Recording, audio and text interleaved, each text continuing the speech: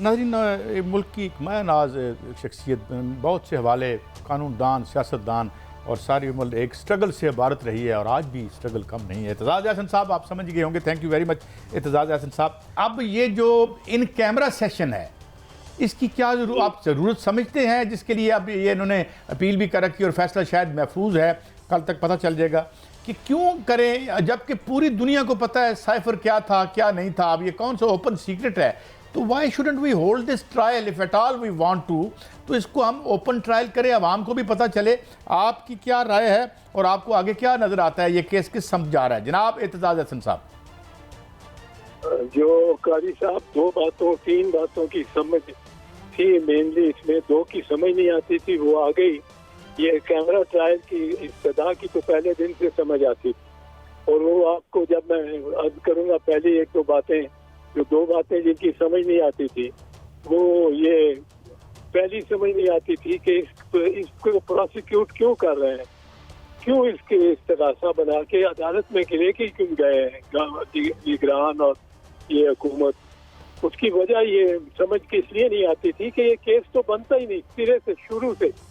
जिस शख्स को ये इख्तियार हो और कुल्ली इख्तियार हो कि वो जिस दस्तावेज को चाहे वो डी क्लासीफाई कर दे, जिसको चाहे वो क्लासीफाइड रहने दे, वो जो महकमों ने डी क्लासीफाई किए हुए उनको भी प्राइम मिनिस्टर डी क्लासीफाई कर सकता है। जो उसके खुद नॉलेज में आए हो वो उसको क्लासीफाइड या डी क्लासीफाइड कर सकता है। ये हलफ आइन का पढ़े तो उसमें आपको समझ आता है। जो हलफ लेता है प्राइम मिनिस्टर, वो इस बात का हलफ लेता है कि वो सब कुछ खुफिया रखेगा, लेकिन जो चाहेगा, जिसको जरूरी समझेगा, उसको वो डी क्लासीफाई कर देगा। अब इसमें कौन सा न्यूक्लियर सीक्रेट था? इस जो नामा था डोनाल्ड लूक की जानिब से हमारी सारी हुकूमत को, और वो उसमें क्या सीक्रेट था? क्या कोई न्यूक्लियर सीक्रेट था, कोई डिफेंस सीक्रेट था, कोई फॉरेन पॉलिसी का बहुत बड़ा सीक्रेट टॉक्स चल रही थी चीन और हमारे दरमियान, उसके बारे में था। एक मैसेज था जो अमेरिकनों ने भेजा। अब ये बात समझ नहीं आती कि उसको क्यों चलाते हैं against the one man who is authorized to declassify. वो डी क्लासीफाई कर दिया उसने, उसकी मर्जी थी। लेकिन इस केस में वो काबीना ने भी कर दिया था कि मुस्तवा इंस्पेक्टर के केस की पैमाने पे पूरा उतरे, वो हर की जरूरत नहीं थी। पर दूसरी बात यह है कि इस क्लासिफिकेशन के बाद की जरूरत क्या है? जैसे मैंने कहा ना, न्यूक्लियर कोई सीक्रेट था ना कुछ, तो ये क्यों केस चलाया? अब पता लगता है कि क्यों ये केस चला, क्यों चीफ जस्टिस ने आधी रात को वो नो कॉन्फिडेंस मोशन पास करवाया। और वो अमेरिकनों ने, आपको याद होगा, डोनाल्ड लू ने ये बात की थी एक दिन पहले उससे वोट ऑफ नो कॉन्फिडेंस, और अगले दिन वोट ऑफ नो कॉन्फिडेंस चल रहा था कि सूरी के कासिम सूरी की रूलिंग से लगा कि ये तो सारा काम खत्म हो गया। तो फिर वो आधी रात को बेंच भी आ गया। बेंच किसी खुद तो नहीं आता, कभी चीफ जस्टिस को मैंने खुद आते नहीं देखा। उनको ये तजवीज़ दी गई होगी बाजवा साहब की जानिब से, और किसी की जानिब से नहीं हो सकती। और अगर एग्जेक्टिव ऑर्डर हो तो फिर प्रिजन वैन भी पहुंच जाती है। मुझे ये खटकता था कि सुप्रीम कोर्ट ने बेंच लगाया चीफ जस्टिस ने क्यों प्रिजन वैन बुला लिए? तो ये मैं समझता हूँ कि अगर आसिम मुनीर साहब होते मिसाल के तौर पे, तो तारीख मुख्तलिफ होती। वो चाहे 2 दिन आगे जाता, 6 दिन आगे जाता, नो कॉन्फिडेंस मोशन ना ही बनता, ना ही चलता। वो उन्होंने इस तरह की बात नहीं करनी थी जिस तरह बाजवा साहब ने। अच्छा एतजाज साहब, गुजारिश ये है कि आपने बहुत अहम पॉइंट किया कि इसमें कोई खुदा ना खास्ता कोहटा प्लांट का नक्शा नहीं था, पाकिस्तान की सलामत को नहीं था। एक प्राइम मिनिस्टर के पास हक था, जैसे जुल्फ़िकार अली भुट्टो मरहूम ने कहा कि मुझे हिलरी क्लिंटन का आया।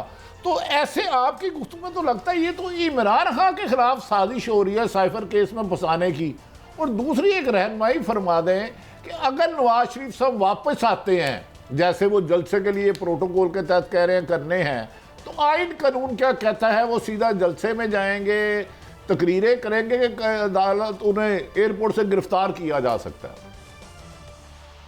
अच्छा, ये तो एक तो भट्टी साहब वो आपकी जबान से निकल गया, हिलरी क्लिंटन, वो सिरिल वैंस था भुट्टो साहब के शहीद के वक्त। सिरिल वैंस वो उसकी तरफ से ये खत था जो लेके भुट्टो साहब पहुंच गए थे।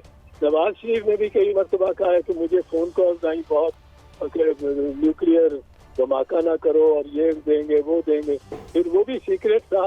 वो भी आखिरकार अमेरिका से एक मुतालबा था अमेरिका का, और उसको कहता है रेजिस्ट किया।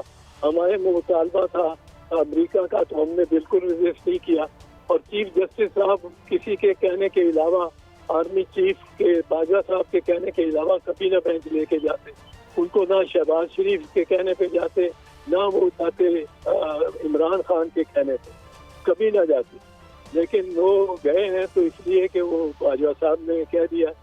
तो मैं ये समझता हूँ कि आज ये बात अफशाज हो रही है। अब आप पूछना, काजी साहब ने पूछा कि ये क्यों खुफिया कैमरे में क्यों कार्रवाई करना चाहते हैं। कैमरे में कार्रवाई करना चाहते हैं कि वहाँ जिरा होगी, आजम खान की भी जिरा होगी। आजम खान से भी पूछा जाएगा कि तुम्हें ये इल्म है कि ये एक दिन पहले था जो रास्ता आया नो कॉन्फिडेंस मोशन से। वो कहेगा हाँ, तुम्हें इल्म था कि मुरासले में ये कहा गया है कि ये नो कॉन्फिडेंस मोशन में आप इसको निकालो। जी हाँ, वही नो कॉन्फिडेंस मोशन अगले दिन होना था। जी हाँ, तो इससे ये नहीं लगता कि हमने डिक्टेशन पे एक्ट किया। तुम्हें कोई इल्म है कभी सुप्रीम कोर्ट आधी रात को किसी केस के लिए पहुंचा हो?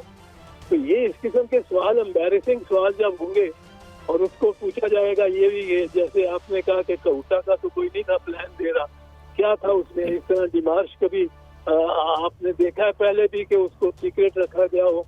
तो इस तरह के डिमार्श को तो ओपनली सर्कुलेट कर दिया जाता है कम से कम फॉरेन ऑफिस के अंदर, और ओपिनियन ली जाती है सारों की कि इससे क्या होना चाहिए।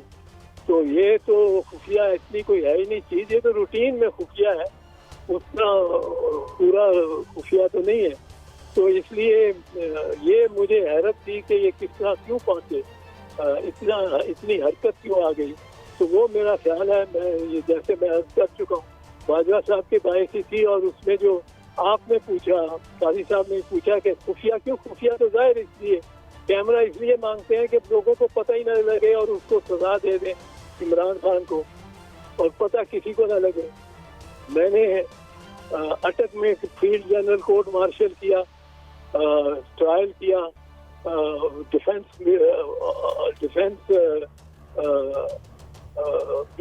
लॉयर की तरह से, तो वो भी सारा उन्होंने खुफिया रखा, इन कैमरा रखा, अटक किले में ट्रायल चला था।